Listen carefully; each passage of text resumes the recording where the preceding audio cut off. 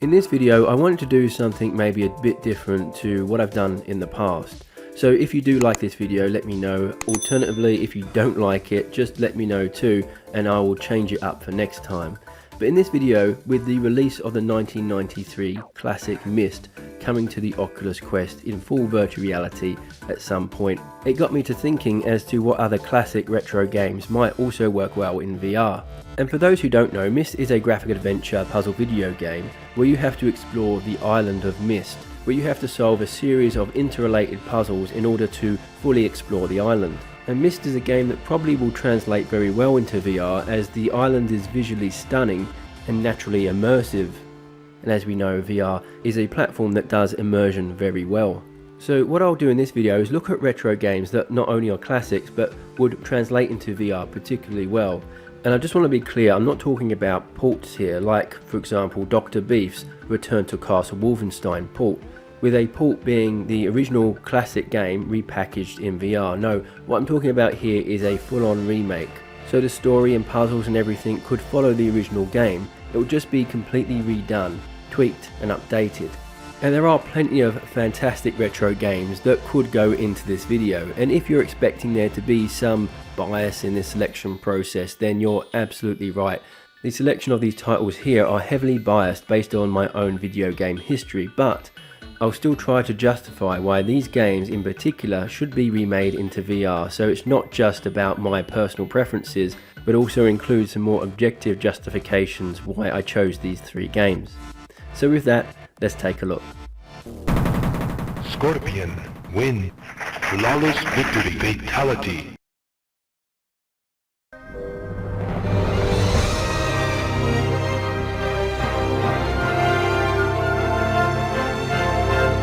And the first game we'll take a look at is Shenmue. In Shenmue, you play as martial artist Ryo Hazuki, who witnesses his father die at the hands of Lan Di. Lan Di not only kills your father, but also steals a mysterious stone artifact called the Dragon Mirror, and your goal in this game is to avenge your father's death and find that artifact. When this game was released back in 1999, it was groundbreaking in a lot of ways. It was firstly one of the most expensive games in history, costing between $47 and $70 million. And it took the open world adventure game concept to whole new levels. There are of course games out there that also had open worlds, such as the Elder Scrolls series, but no game before had really focused on the finer details, quite like Shenmue did. You could browse and buy items from your local convenience store, you could go and collect capsule toys, open almost every drawer, every cupboard, and read signs on houses to help little old ladies. Each of the characters that inhabited the city of Yokosuka also had their own little backstories, and as the day wore on you'd see them going about their daily chores. There was also day and night cycles in Shenmue, and even changes in weather that changed based on real weather data that was taken from the same period the game was set, back in 1986. And this is where my first argument comes in as to why this game needs a VR remake. We know from awesome VR titles like Half-Life Alyx that interacting with your environment, it just really works well in virtual reality. And so if you imagine that all of these features that made Shenmue so immersive and realistic back then were remade into VR, it will just amplify that immersion and realism 100 times over. You could even visit the local arcades and spend hours playing classic games like Space Harrier, or having a game of darts, or challenging someone to a game of pool. And we know from games like Sports Bar VR, these kinds of games also work really well in virtual reality. The game also had quick time events where you had to press the right order of buttons at the right times in order to progress onto the next section. Yeah!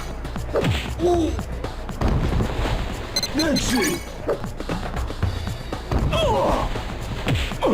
Damn, you're pretty tough! If there was a remake, a translation of those quick time events could be something similar to what we see with Fit XR, where you have targets that pop up and you have to do the right actions at the right times in order to hit the targets. There was also a fighting system, and we know from games like Thrill of the Fight or Path of the Warrior that fighting can also work really well in VR. But that's not to say that Shenmue wasn't without its flaws. It was a real slow burner of a game, and as such could really test your patience. There were also features like opening drawers and cupboards and things like that would take forever. Take a look at how long it takes me to open 5 drawers.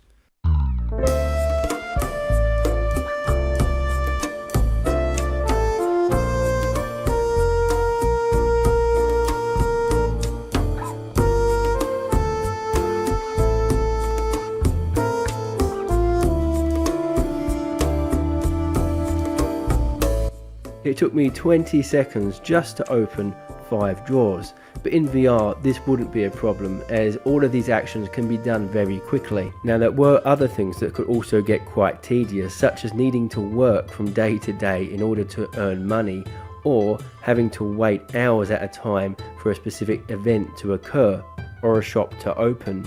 And the number of questions you needed to ask people before you got the information you need could wear thin after a while.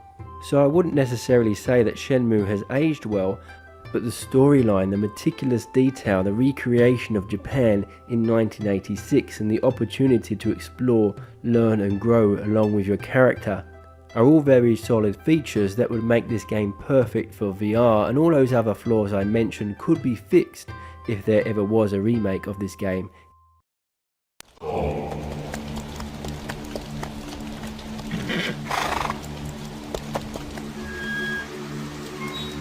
Dungeon Keeper, just like Shenmue, another revolutionary game when it's released back in 1997, with Peter Molyneux as the project lead back in the days when he didn't overhype and underdeliver. Unlike the traditional fantasy game, instead of playing the heroes, in Dungeon Keeper you play as the villain, and you are coached by your evil mentor who also has a very dark sense of humour. Set in the realm of joy, the people of Eversmile are plagued only by aching facial muscles, and not anthrax as we had hoped. Eversmile is a disgusting land of good humour and polite frivolity. The voice talent for your mentor is Richard Ridings, and if the voice sounds familiar to you, then you probably have kids, as he also voices the dad from Peppa Pig, and yes, I'm serious. Yes. Do you know me? With each level you're presented with this view of the underworld, and it's your job to direct your minions to shape it in whatever way you see fit, by commanding them to dig so that you have the space to build all the things you need to attract creatures into your dungeons, like training rooms, libraries, hatcheries, and so on. And once you have those rooms in place, monsters will start coming into your dungeon and work for you for a price, with their job to defend your dungeon from incoming attackers, whether they be human or an opposing dungeon keeper. You also have an assortment of deadly traps and spells to help dispose of your enemies, all to protect your dungeon heart. This is your one weak point, your Achilles heel, and once it's destroyed, it's game over. So would this game work in VR? Well, one of the closest VR equivalents we have is Underworld Overlord, which is available for the Oculus Quest and Oculus Go.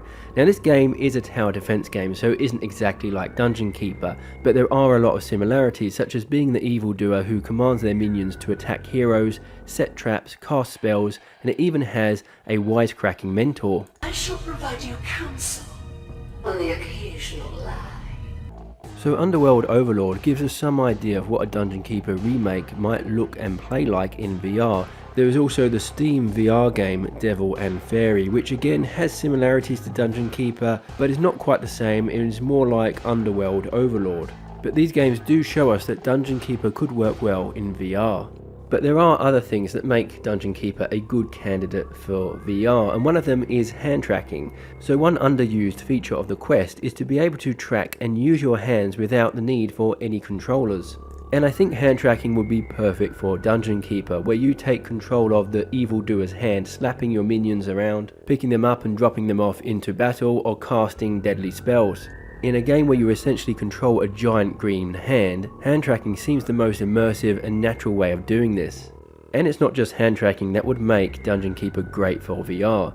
Dungeon Keeper had a very unique mechanic where you could possess the different creatures, take control of them, and make them do whatever you wanted, whether it's touring the dungeon that you've just built, digging extra rooms, or attacking enemies. But while possessing and fighting with a monster sounds cool, the way it was done in Dungeon Keeper just didn't make it that enjoyable, so that's something that would probably need to be fixed if there was ever a remake. But we do know from great AAA titles like Asgard's Wrath, where you can play as a god but also possess mortals and fight in first person, this kind of system can work really well, where in one moment you're a lowly mortal fighting for their life, and in the next you're a towering god, with once deadly enemies and obstacles becoming playthings.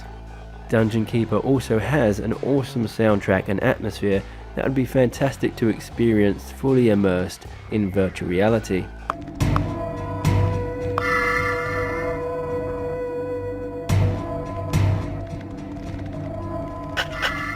So for all of these reasons, Dungeon Keeper makes my top 3 VR remake wishlist.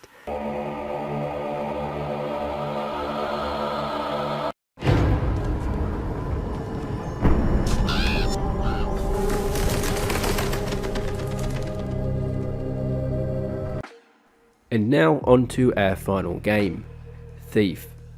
And when I talk about Thief, I mean the original Thief that came out in 1997, or Thief Gold, which came out in 1998, and Thief 2 in the year 2000. These Thief games are regarded as some of the best games in the Thief series. You play as Garrett, who started out as a poor street kid and one day picked the pocket of someone who belonged to an ancient order called the Keepers. The Keepers take Garrett in and train him up, but one day he leaves the order to become a master thief, taking all of those years of experience and training with him. And your goal in Thief is to sneak around, remain undetected, and steal things. So why would this game work well in VR? Well, for one thing, the dark, moody, and often tense atmosphere works really well in virtual reality. And if you want to see an example of how well it can work, just check out Alien Isolation in VR. Beyond that, you need to be aware and be using your whole body in a game like this, so crouching to remain hidden, or peeking your head around a corner, throwing items to distract guards, or even throwing your mechanical eye to use as a camera. So whether it be disarming traps, finding secrets, picking locks, or picking pockets, there are so many physical things you need to do in Thief that use your head, arms, body and hands, that it makes the movement-based control system of virtual reality a natural fit for a game like this. And there is a VR game out there already that is similar to Thief. It's called Unnightly. It's early access and available via Steam. And so while it is early access and isn't complete yet, and it isn't quite Thief, it will give you a taste of what Thief might look like and play like as a VR title. In Thief, you also take control of 3 main weapons: a sword, a blackjack, which is used to knock people out, and a bow. And we know that close combat fighting can be a lot of fun in virtual reality, as we've seen with games like Gorn or Gladius or Blade and Sorcery. And this is equally true for weapons like bows and crossbows, with games like In Death Unchained really demonstrating how good and realistic good, well-developed bow mechanics can feel in VR. But one issue that does come to mind is Thief is quite a dark game. Headsets that use LCD panels have trouble displaying true black. There's always some light in the background, whereas with OLED or OLED panels, however you want to pronounce that, they display true blacks. They can actually switch off the different pixels to give you a true deep black. So this is where headsets with an OLED display might have an advantage when playing this game. And that's my list. What did you think? Do you agree or do you disagree? What retro games would you like to see remade into VR? Let me know in the comment section below, and if you have liked this video, do remember to hit that like button and subscribe and hit that notification bell if you haven't already. That's it from me. I'll catch you next time.